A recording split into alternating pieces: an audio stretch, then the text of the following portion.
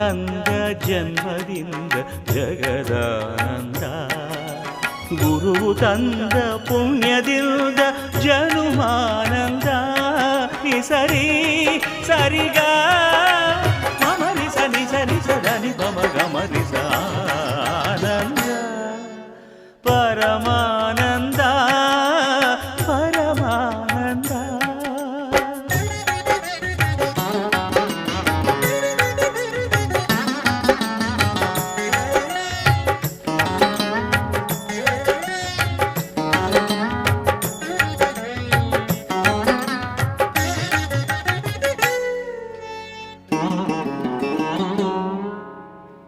ಬಾಳಿನ ಜೊತೆ ಬಂದ ಸಕಲಕ್ಕೂ ಸಮನಾದ ಮಡದಿಯ ನೆರಳಿಂದ ಧರ್ಮಾನಂದ ಹೃದಯದ ನೋವ